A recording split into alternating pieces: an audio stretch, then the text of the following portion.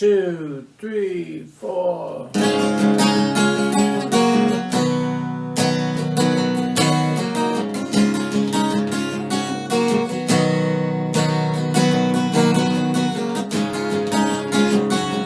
Knock that shit off!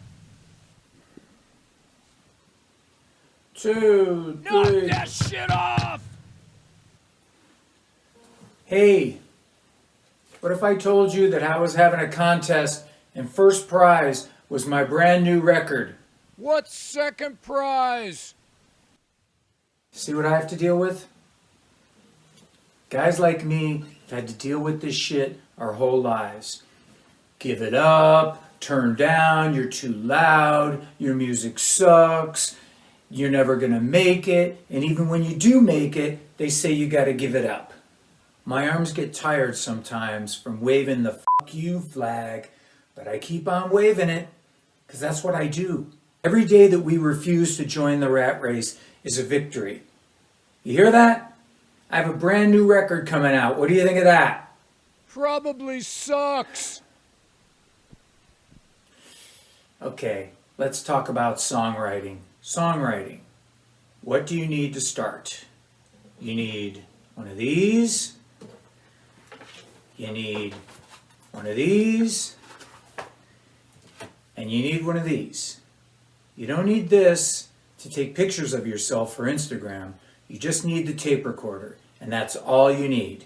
Now the good news is that you don't need a $5,000 Pro Tools rig or an expensive guitar. Those things are great, but they're not going to help you write a better song. They're just going to make your shitty song sound a little better. Trust me, the old adage, we'll fix it in the mix, it just isn't true. If your song sucks, it sucks. I'm just keeping it real here. My health is failing, Lord, and I'm going down slow. Now, touring is different from the whole writing experience. Touring it's a physical thing, it's cardio, everything is projected outward. You see, writing is inward. You have to go in, you have to dig deep. There's no crowds, there's no glory, there's no Netflix. It's just you in a room by yourself with the guitar, and that's it. You have to open yourself up to the great cosmic consciousness up there. You have to open yourself up and you have to let the music come in. I'm Lady Jack in the spring, and I'm dragging over winter pain. Jack a diamond, what a hard to see. Now, there are shitty songs everywhere. And how do I know? Well, you just grab it here from the big book of clichés. Let's read, shall we? Okay, just take my hand and I'll lead you to the promised land. Oh, God. It's Saturday night and I'm feeling all right. Oh, that's fucking terrible. Any lyric that deals with driving fast cars. I mean, come on, man. You're in your 60s. You're going to get your license taken away anyway. Anything that rhymes with the word heart. You broke it apart. I knew it from the start. I just cut a fart.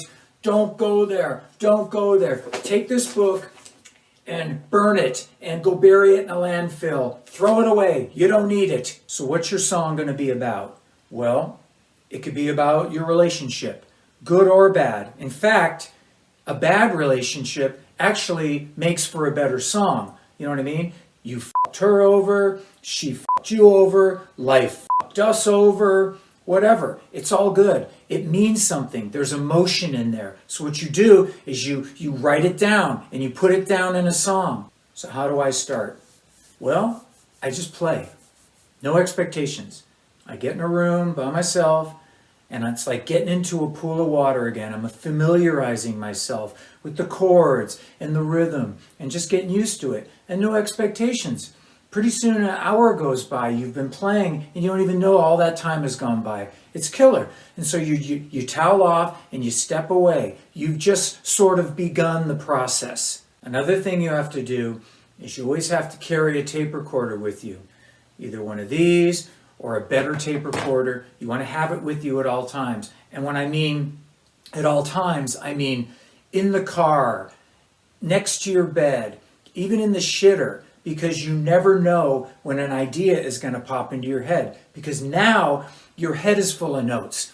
It's going to be full of notes all the time. Your brain is going to be trying to solve these puzzles. It's like Tetris. Tick, tick, tick, tick, tick, tick, tick, tick, tick, tick. And you have to have the tape recorder because you have to accurately be able to figure out and articulate what you want. And that means phrases, chords, something might come into your head, and you want to make sure that you have it accurately. So you have to carry the tape recorder. It's a nightmare, but you have to have it. Now this is the part of the process that my wife hates the most. Have you ever tried to have a conversation with someone whose head is full of notes all the time? Wah wah. Yeah, I'm listening. Wah wah wah wah wah. I'm listening. Wah wah. Of course I heard what you said. Wah wah wah wah wah wah. Yes. Go outside, take a banana, and put it in the wheelbarrow. I got it. So after a few writing sessions, you think you have something. Now for me, the chorus is everything. There's lots of really good guitar players out there, and they can write really good riffs, but if you don't have a good chorus, you don't have a good song. You have to start with something, and then it has to build. It has to build until your payoff is your chorus. Your chorus is your payoff, and it has to be memorable. It has to be memorable, like every rose has its thorn, or come on, feel the noise, or goodbye, yellow brick road. It's got to resonate. It's got to mean something. It has to be memorable. Okay, so now you want to assemble your song. Now, the traditional formula for songwriting is you start with an intro, and then you go into your first verse. And you want to go from your first verse to your pre-chorus, and then from your pre-chorus, you want to get to your chorus. And you want to get to your chorus pretty fast. Don't do any 3 or 4 minute intros. Only Pink Floyd can get away with that. You want to get to your chorus as quick as possible because that's your payoff. You do your first verse into your pre-chorus and then into your chorus. And then you want to go to your second verse. And what I do a lot of times in my second verse is I give it a little extra something. I either put a little guitar riff in there or I add some harmonies because like I said, you want your song to go like this. You want it to build, build, build. You don't want to start off really strong and then have it go flat because that's not going to work. You want it to keep building because you want to build to your second chorus. And your second chorus can be a double chorus or a single chorus, it doesn't matter, but you want that to be your bigger payoff than your first chorus. So it's all about that. And then maybe you want to go to a bridge or what's called middle 8, which is usually 8 bars or 8 measures, which is a key change because the ear gets tired of repetition and it wants to hear something different. So you take the listener to another place just for a little bit, and then you're going to go to your guitar solo, which is usually based on your verse riff. Now you don't have to go to a bridge. It's just, if the song requires it, then you go to your bridge and then you go to your solo. But like for example, in my song, You're Gonna Miss Me When I'm Gone, I have a really cool energy level. So I decided that I didn't want a bridge. I wanted to go straight to my solo. So my second chorus, you won't remember me, but I won't be alone. You're gonna miss me when I'm gone. Now solo.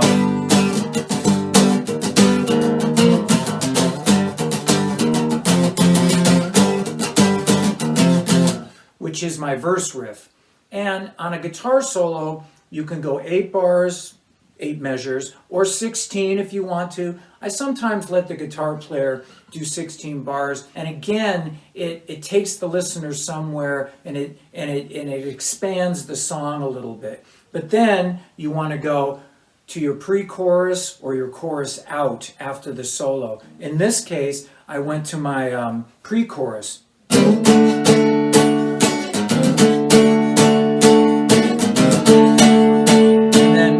To my chorus.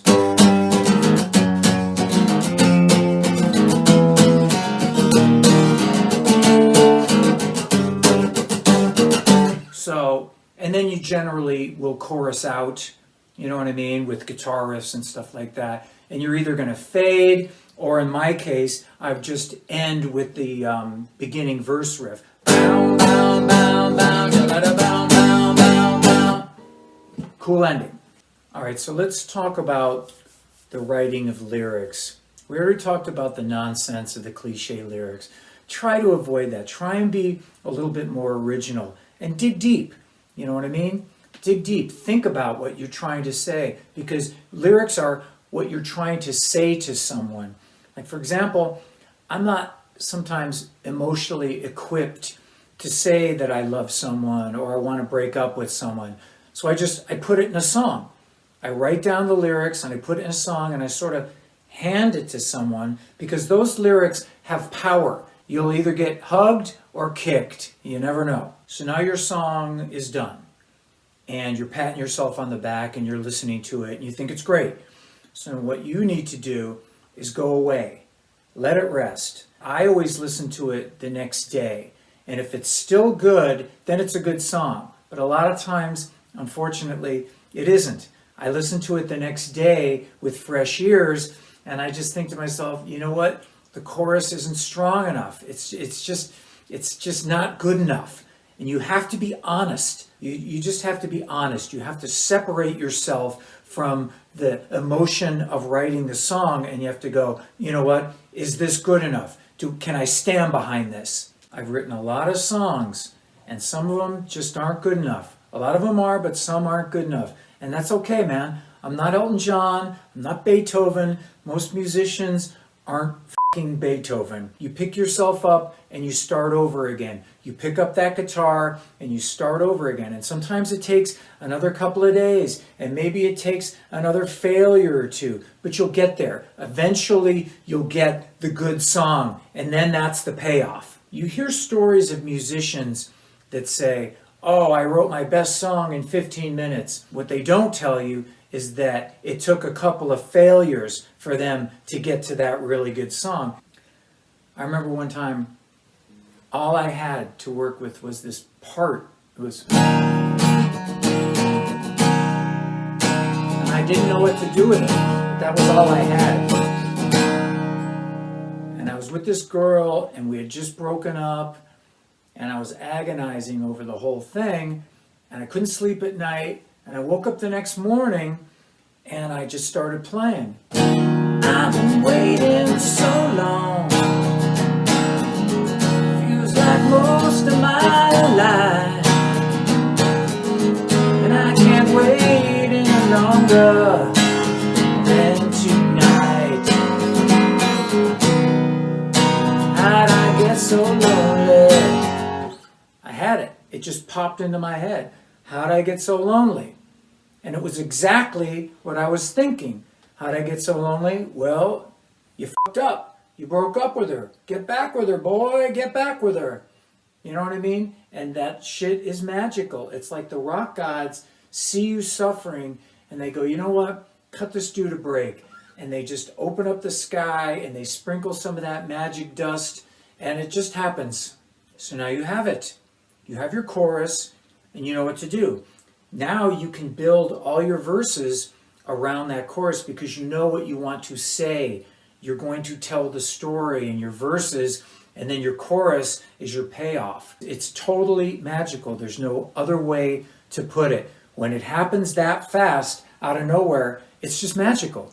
But then, unfortunately, after you've patted yourself on the back, you've got to keep moving because you've only got one song. Now you need 9 or 10 more songs, just as good.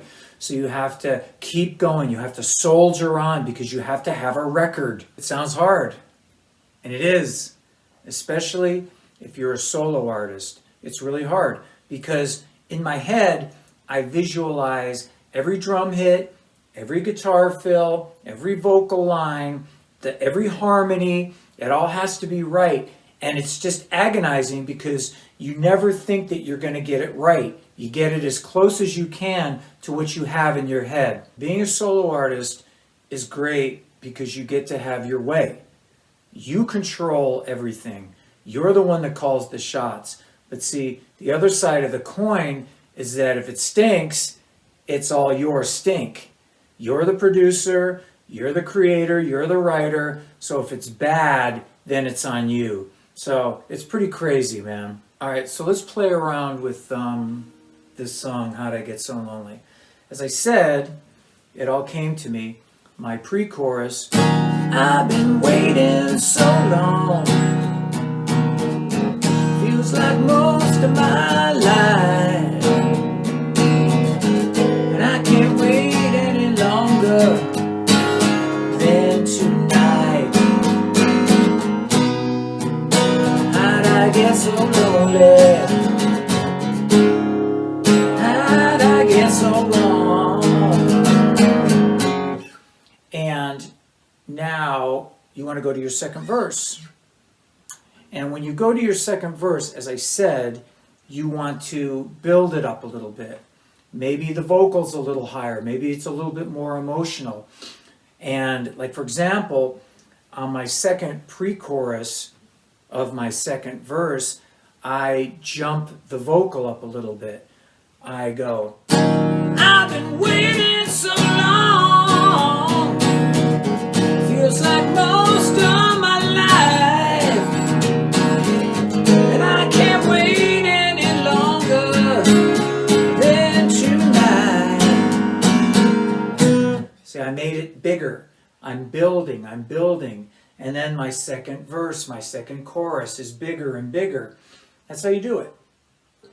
For example, on this song, Better Days, better days are coming. It was written for my ex-wife at the time, who was having health problems, and I couldn't do anything to help her, so I just wrote her a song, and that's what this song is about. Better days are coming, better times than what we had. Better days are coming. I hate it when you look so sad. Better days are coming. It's a highway home and no one to believe in. Better days are coming up. And in my second verse, which is basically like the first, I added a little guitar riff. Better days are coming. Bow, bow, now, now, now, now, now. Better times than what we had. Bow, now, now, now. Better days are coming. Down, down, down, down. Hate it when you look so sad. And on the second chorus, I added kind of Don Henley harmonies. So the second chorus is 2, 4.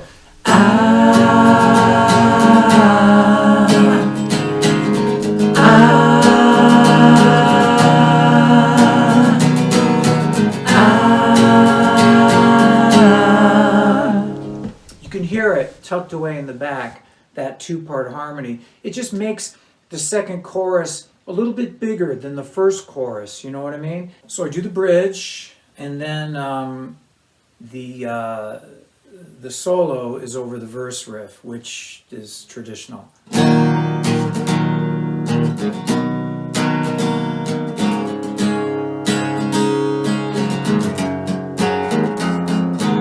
Go listen to the solo. Steve Stevens, it's a great fucking solo.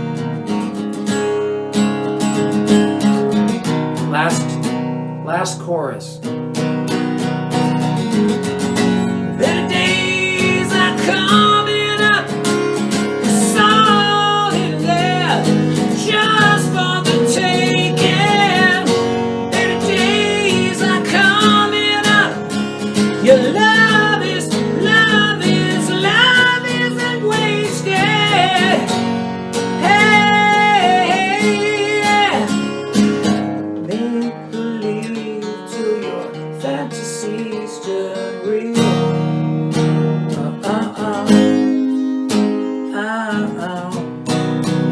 hard at the end, which is kind of a dramatic thing. I slow it down at the very end. Some songs do that.